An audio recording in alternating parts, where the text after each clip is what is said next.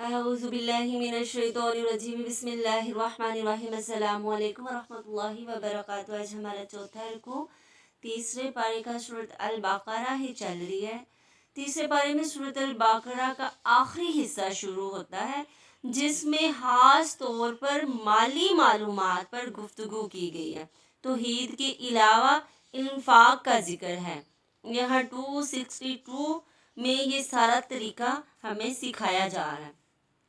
تو آیت دیکھ لیتے ہیں 261۔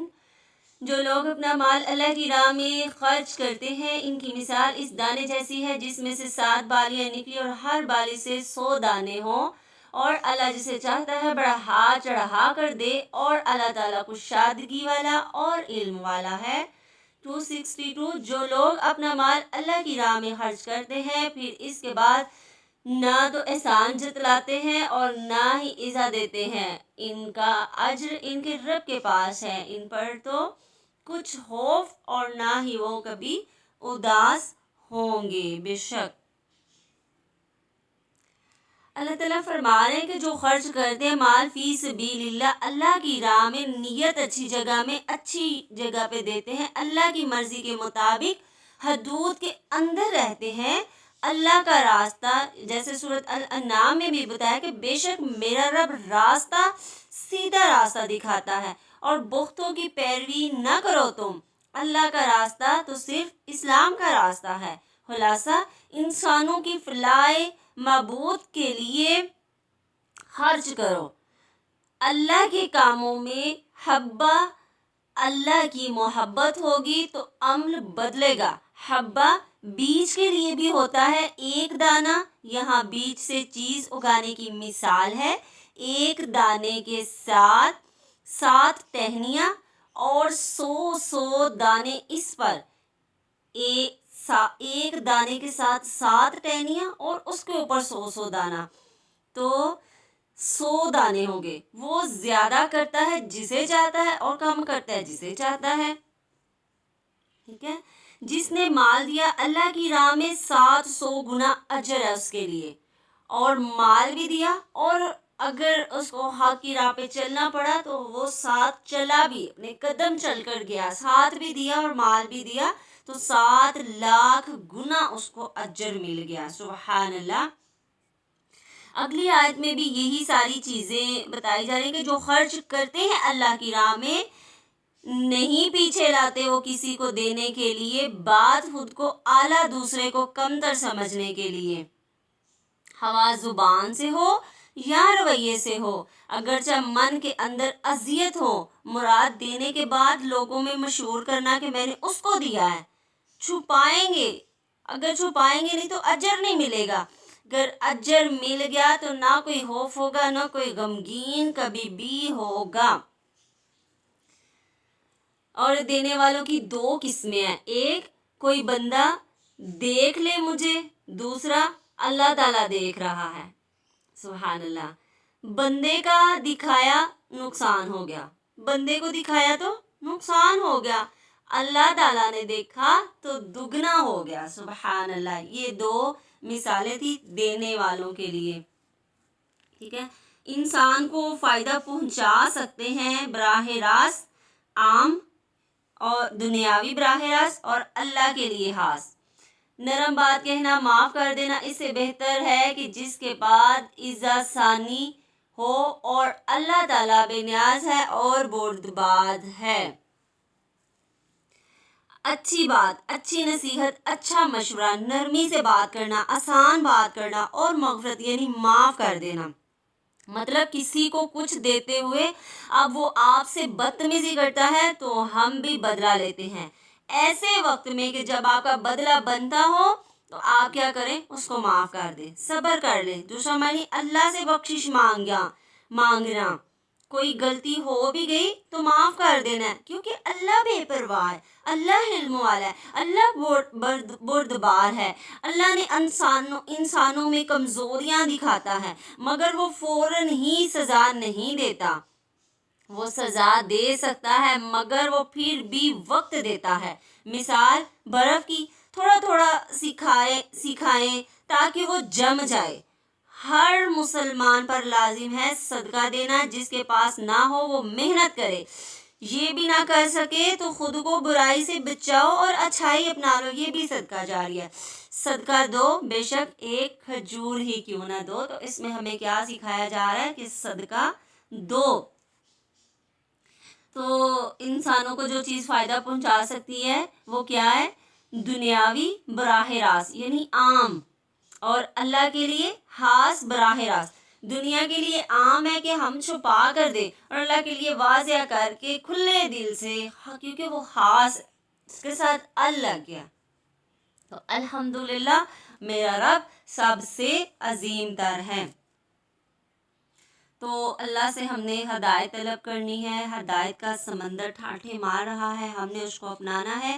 یہاں پہ حضرت عثمان بن عوف مدینہ کے مالدار ترین لوگوں میں شمار تھا. ان کا مال جان سے جہاد کرتے تھے. جنگ احد میں چٹان کی طرح کھڑے رہے. 20 سے زیادہ نشان ان کے جسم پر پڑ گئے تھے. اس کی آگے میں جا کے آپ کو بتاتی ہوں. اے ایمان والو، اپنی حیات کو احسان جتا کر ایذا پہنچا کر برباد نہ کرو. جس طرح وہ شخص جو اپنا مال لوگوں کو دکھاوے کے لیے خرچ کرے اور نہ اللہ پر ایمان رکھے نہ قیامت پر، اس کی مثال صاف پتھر کی ہے جس پر تھوڑی سی مٹی ہو، پھر اس پر زوردار مینا برسے اور اس کو بالکل صاف اور سخت چھوڑ دے. اس ریاکاری کو اپنی کمائی میں کوئی چیز نہیں ملے گی. ریاکاری سے کیا ہوا؟ سارے کا سارا مال ضائع ہو گیا. ان لوگوں کو مثال جو اپنا مال اللہ تعالیٰ کی رضامندی کی طلب میں دل کی خوشی اور یقین کے ساتھ خرچ کرتے ہیں، اس باغ جیسی ہے جو اونچی زمین پر ہو اور زوردار بارش اس پر برسے. وہ اپنا پھل دگنا لائے، اور اگر اس پر بارش پڑے تو اللہ تعالیٰ، کیا تم میں سے کوئی بھی یہ چاہتا ہے کہ اس کا کھجور انگوروں کا درخت ہو جس میں نہریں بہہ رہی ہوں، ہر قسم کے پھل موجود ہو، اس شخص کو بڑھاپا پھر آ جائے، اس کے ننھے ننھے سے بچے ہوں اور اچانک آگ کا بگولا آئے اور وہ سارے کا سارا باغ جل جائے. اللہ تعالیٰ تمہارے لیے آیتیں بیان کرتا ہے تاکہ تم غور و فکر کرو. پوری زندگی کی کمائی برباد. یہاں پہ میں حضرت عثمان بن عوف کی بات کر رہی تھی. تو آپ صلی اللہ علیہ وسلم کی بیویاں جب بھی حج کے لیے عمرے کا ارادہ کرتی تو آپ ان کی بہت خدمت کیا کرتے تھے. حضرت عائشہ فرماتی ہے کہ نبی صلی اللہ علیہ وسلم نے ان کو یہ خوشخبری دی تھی کہ یہ جنت میں اچھلتا کودتا رہے گا. تو ان کے بعد انہوں نے کیا کیا؟ بے حساب خرچ کرنا شروع کر دیا، یہاں تک کہ انہوں نے اپنی وصیت میں بھی اوروں کے لیے حصہ لکھا، اور ام المومنین ان کے لیے بہت ساری دعائیں کرتی تھی. اس سے پتہ چلتا ہے کہ مال دینے سے کام نہیں ہوتا بلکہ بڑھتا ہے. حضرت عثمان بن عفان انفاق فی سبیل اللہ میں سب سے آگے تھے. صحابہ کرام دے کر نہ جتلانے والے تھے. انفاق کرنے والوں کو خوشخبری ہے، دنیا آخرت کی کامیابی اور خوشی. جو خرچ کرتے ہیں نا ان کے لیے دنیا اور آخرت کی بہت بے حساب خوشخبری ہے. تو اللہ تعالیٰ سے ہم رضائے الہی پانے والے کے رویے دیکھ لیتے ہیں کون کون سے. اللہ کی راہ میں خرچ کرنا پہلا. دوسرا، خرچ کر کے احسان ہی جتانا. تیسرا، خرچ کر کے دکھ نہ دینا. چوتھا، بھلی بات کہنا. پانچواں، درگزر کرنا. چھواں، اللہ کی راہ میں خوش دلی کے ساتھ خرچ کرنا. سبحان اللہ. یہ کیا تھا؟ یہ ہمارے کرنے کے کام ہے. ریاکاری کو شرک خفی کہا گیا ہے کہ چھپا کر شرک کرنا. ابھی ادھر کھجور کا درخت آپ کو بتائے گا. پتہ ہے کھجور کا درخت کتنی دیر میں بڑھتا ہے؟ 30 سال میں وہ بڑھتا ہے اور پھر اس پہ پھل لگتا ہے. اور اس آیت میں بتایا گیا کہ وہ ساری زندگی کی اس کی کمائی 30 سال لگ گئے اس کو. اس کے بچے چھوٹے چھوٹے تھے، پھل اب تیار ہو گیا، اوپر میوے لگ گئے، اور کیا ہوا؟ بچے اس کے چھوٹے چھوٹے تھے، اس کو ضرورت تھی، ایک دم سے آگ کا بگولا آیا اور اس سارے درختوں کو جلا گیا، کھا گیا، جڑوں تک جلا گیا. اب اس شخص کا کیا حال ہوگا؟ یہ ہمیں اس لیے مثالیں دی جا رہی ہیں کہ نیکی ہم کرتے ہیں تو لیکن جب ہم دکھلاوا اور بے دلی سے کرتے ہیں تو وہ سارا ملیاں میٹ ہو جاتی ہے، پانی میں مل جاتی ہے. تو صدقہ فرض کون سی؟ صدقہ فرض 1، صدقہ واجبات 2، اور صدقہ نافیہ صدقات فرض، صدقات واجبات، صدقات نافلہ اور زکوٰۃ اللہ کا حکم والدین غریب مسکین کے لیے اور دل کی خوشی سے کیا جائے فی سبیل اللہ. یہ صدقات کی کیٹیگری تھی، یعنی صدقات اور زکوٰۃ کے حوالے سے کہ صدقہ واجب بھی ہے یعنی پسندیدہ عمل بھی ہے اور نافلہ بھی ہے. نفلی عبادت ہمارے بہت سارے ایسے جھمیلے ہوتے ہیں کہ صدقہ دینے کی وجہ سے ہماری بہت سی بلائیں دور ہوتی ہیں. اور زکوٰۃ اللہ تعالیٰ نے حکم دیا کہ دو تم والدین کو، غریبوں کو، مسکینوں کو، جو ضرورت مند ہے اصل میں اس کو دو اور دلی خوشی کے ساتھ دو فی سبیل اللہ یعنی اللہ کی راہ میں دو. تو اطمینان قلب بڑھانے کے لیے پہنچے تیز بارش اور پھر کیا ہو، پھل دگنا چگنا ہو اور ایک دم سے آ جائے بھگولا اور سارے کا سارا کھا جائے. تو اس لیے ہمیں ان نیکیوں کو بچانا ہے کہ ساری کی ساری جل نہ جائیں. جسم کی غذا کہاں سے ملتی ہے؟ روح کی غذا کہاں سے ملتی ہے؟ جسم کو غذا کھا کر ملتی ہے اور روح کی غذا اللہ کے راستے میں دینے سے روح مضبوط ہوتی ہے. ایک جسم کی غذا جسم کو کھانے سے ملتی ہے، روح کی غذا اللہ کے راستے پر چلنے سے دینے سے ملتی ہے. اور یہاں پر حضرت عمر رضی اللہ عنہ اس آیت کا مطلب پوچھا تو لوگوں سے پوچھا تو لوگ بولے اللہ بہتر جانتا ہے. آپ ناراض ہوئے، صاف صاف بتاؤ جو پتا ہے. تو حضرت عمر نے کہا کہ مالدار کی مثال یہ ہے کہ جو اللہ کے راستے میں مال خرچ کرتا رہتا ہے، آخر عمر میں شیطان کے بہکاوے میں اگر آ گیا، جتلا دیا کہ میں نے یہ سارا کچھ کیا، تو کیا ہوا کہ یہ کرائے پر پانی پھر گیا. اس سے پتہ چلتا ہے کہ نیک عمل ہی نہیں کیے جائیں گے بلکہ نیک عمل کی حفاظت بھی کی جائے گی. کیا خالی نیک عمل نہیں کیے جائیں گے بلکہ اس نیکیوں کو محفوظ کرنا ہوگا، بچانا ہوگا. جیسے کہتے ہیں حج کرنا تو آسان ہے، عمرہ کرنا تو آسان ہے، لیکن اس کو بچانا بہت مشکل ہے.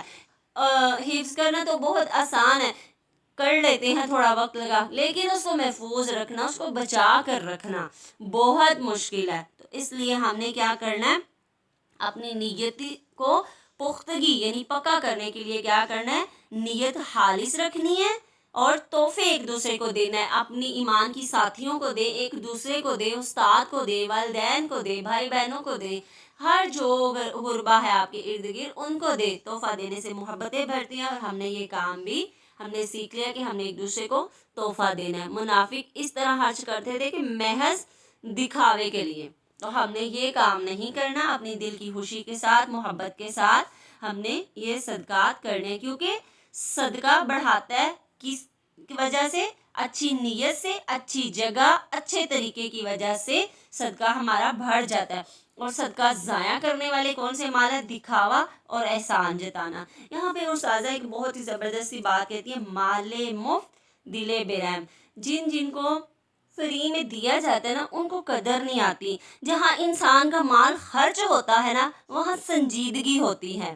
تو دین مفت میں ملے تو قدر نہیں ہوتی. اس لیے ہمیں اللہ کے راستے میں دینا چاہیے اور بے حساب دینا چاہیے اور دے کر پڑھنا چاہیے اور سارا کچھ اس طریقے سے کرنا چاہیے تاکہ ہمارا دل بھی صحیح ہو اور ہم سنجیدہ بھی ہوں اور ہمارا مال سے اتنی محبت بھی نہ ہو. تو کس سے، جسم سے، محنت سے، وقت سے ہم نے یہ سارا کچھ کرنا ہے. اللہ تعالیٰ آپ کے اور میرے علم میں اضافہ فرمائے اور ہمیں بہترین صدقات کرنے والا، تحفہ دینے والا اور ریاکاری سے بچنے والا اور نیت خالص کرنے والا بنا دے. آمین یا رب العالمین. السلام علیکم ورحمۃ اللہ وبرکاتہ.